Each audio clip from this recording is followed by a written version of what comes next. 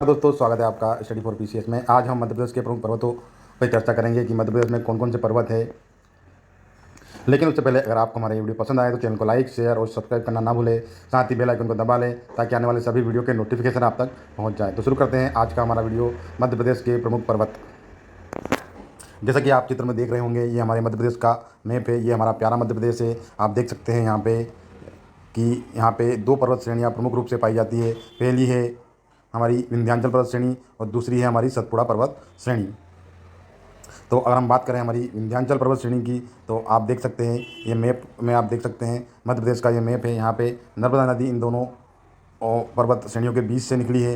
तो ये हमारी हो जाएगी विंध्याचल पर्वत श्रेणी और ये नीचे वाली हो जाएगी हमारी सतपुड़ा पर्वत श्रेणी।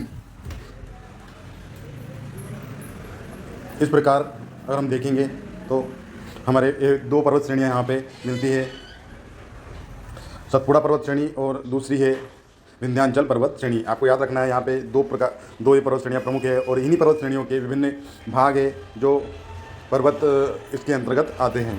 तो हम बात करते हैं सबसे पहले यहाँ पे विंध्याचल पर्वत श्रेणी की। तो इसमें 3 श्रेणियों को प्रमुख रूप से आपको याद रखना है। सबसे पहले यहाँ पे आप याद रखेंगे विंध्याचल पर्वत श्रेणी।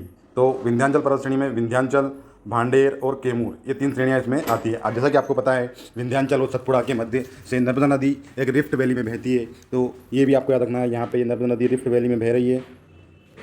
इस प्रकार से नर्मदा के उत्तर में विंध्याचल पर्वत हो गया और नर्मदा के दक्षिण में सतपुड़ा पर्वत हो गया। पिछली बार पीएससी ने यहाँ से क्वेश्चन पूछा था कि इनको क्रम से जमाइए। तो सबसे पहले आता है पूर्व की हम बात करें यहाँ पे, तो यहाँ पे कैमूर श्रेणी आएगा, उसके बाद भांडेर श्रेणी आएगा, उसके बाद विंध्याचल श्रेणी आएगा। तो ये भी आपको यहाँ पे याद रखना है। ये क्रम ये पूछा जा सकता है पीएससी ज्योग्राफी के पॉइंट ऑफ व्यू से, यहाँ से आपसे क्वेश्चन पूछ सकती है। तो नर्मदा नदी ऐसे बहती है और उसके दक्षिण में सतपुड़ा श्रेणी है। सतपुड़ा श्रेणी के भी 3 भाग प्रमुख है। राजपीपल्या जो कि गुजरात और मध्य प्रदेश में आती है, उसके बाद महादेव ये मध्य भाग है। इसके बाद पूर्वी भाग में मैकाल श्रेणी आती है जो कि मध्य प्रदेश और छत्तीसगढ़ में विस्तृत है, फैली हुई है। अब हम बात करते हैं मध्य प्रदेश के अन्य पर्वतों श्रेणियों की जो कि इन्हीं विंध्याचल और सतपुड़ा के भाग है। तो अन्य पर्वत श्रेणियों की अगर हम बात करें तो यहाँ पे आप देखेंगे सबसे पहले विंध्याचल की, तो महू मांडू की जो पहाड़ियाँ है ये विंध्याचल, ये जो विंध्याचल श्रेणी है ये सबसे बड़ी श्रेणी यहाँ पे है, आप देख सकते हैं। और मांडू की पहाड़ियाँ, असरफी की पहाड़ियाँ, वाचू पॉइंट और उसके बाद जाना पाव की पहाड़ियाँ, उसके बाद काकरी बर्डी पहाड़ी, ये पहाड़ी सब विंध्याचल पर्वत श्रेणी का भाग है। उसके बाद हम बात करते हैं अगर इसी में आगे तो भांडेर में हम बात करें तो सद्भावना और गुडविल चोटी यहाँ पे दमोह में पड़ती है, ये आप याद रखें। यहाँ पे सलकनपुर पर्वत और भीमबेटका जो कि रायसेन में आ जाते हैं, ये आपको याद रखना है यहाँ पे। और इसी विंध्याचल पर्वत श्रेणी के अंतर्गत ही जो भोपाल शहर है ये 5 पहाड़ियों पे बसा है, तो ये भी आपको याद रखना है यहाँ पे।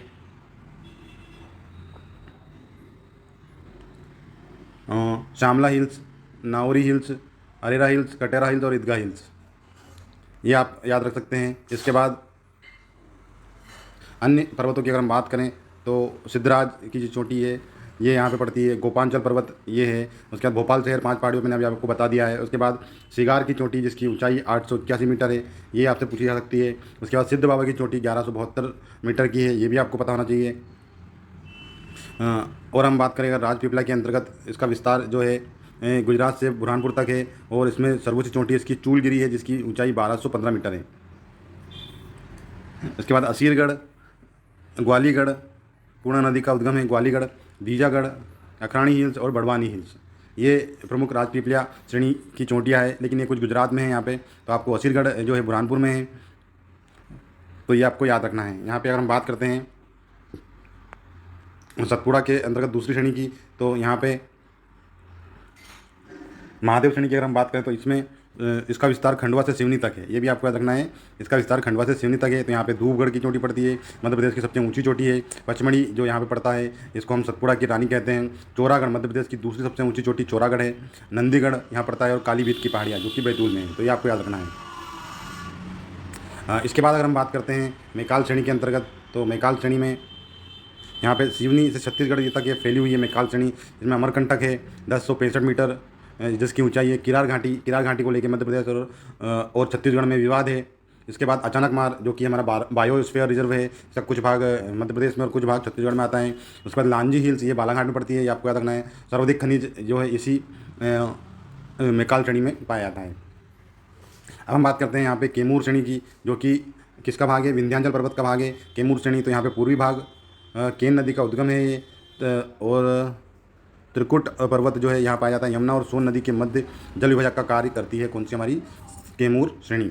तो इतनी चीज़ें यहाँ पे आपको याद रखनी है। भोपाल, अगर 5 पहाड़ियों की बात करें तो 5 पहाड़ियों का नाम अपने को याद करने के लिए आप एक वर्ड याद कर लें, स्नेक। तो एस से हो जाएगा शामला हिल्स, एन से हो जाएगा नावरी हिल्स, ए से हो जाएगा अरेरा हिल्स, के से हो जाएगा कटारा हिल्स, और ई से हो जाएगा हमारा ईदगाह हिल्स। इन 5 पहाड़ियों पे भोपाल शहर बसा हुआ है। तो ये कुछ चीज़ें हैं जो मध्य प्रदेश के बारे में आपको याद होना चाहिए। इससे क्वेश्चन एग्जाम में पूछा जा सकता है। आपको मेन यहाँ पे यही याद रखना है कि यहाँ अमरकंटक के मध्य से हमारी नर्मदा नदी निकली है, और इसके ऊपर जो है विंध्याचल पर्वत है, दक्षिण में सतपुड़ा पर्वत है, और इन्हीं दोनों पर्वतों के विभिन्न भाग हैं, विभिन्न चोटियाँ हैं जो कि पाई जाती है। ये मध्य हमारी नर्मदा नदी ऐसे रिफ्ट वैली में बहती हुई इधर खंबात की खाड़ी में गुजरात में के निकट आके गिर जाती है। तो ये आपको यहाँ पे याद रखना है। आपको पता है नर्मदा की लंबाई 1312 किलोमीटर है, मध्य प्रदेश में इसकी लंबाई 1077 है। ये जो बेसिक चीज़ें हैं ये किलोमीटर में हैं, ये आपको पता होना चाहिए। और यहाँ पे अगर आपसे पूछे कि सबसे अधिक खनिज किस श्रेणी में पाए जाते हैं, तो आपको पता होना चाहिए मैकाल श्रेणी में सर्वाधिक खनिज पाए जाते हैं। ये वाला एरिया जहाँ सींधी, सिंगरौली, ये अमरकंटक, ये वाला जो एरिया है यहाँ पे सबसे अधिक खनिज पाए जाते हैं। ये बालाघाट यहाँ पे हो गया हमारा, इधर ये बुरहानपुर वाला एरिया हो गया, ये हमारा जो है झाबुआ, अलीराजपुर, बड़वानी, निमाड़, पूर्वी निमाड़, पश्चिम निमाड़, ये वाला एरिया होगा, खंडवा खरगोन वाला, ये आपको याद रखना है। ये वाला नीमच मंदसौर वाला एरिया है हमारा। इसके बाद हम बात करें अगर तो ये ग्वालियर, भिंड, मुरैना, दतिया, शिवपुरी, ये वाला चंबल संभाग, ग्वालियर संभाग, ये वाला एरिया हो गया। ये हमारा निवाड़ी जिला 52 52वां जिला भी जो बना है 1 नवंबर 2018 को हमारा जो जिला बना है निवाड़ी, वो यहाँ पड़ता है छतरपुर से अलग होकर।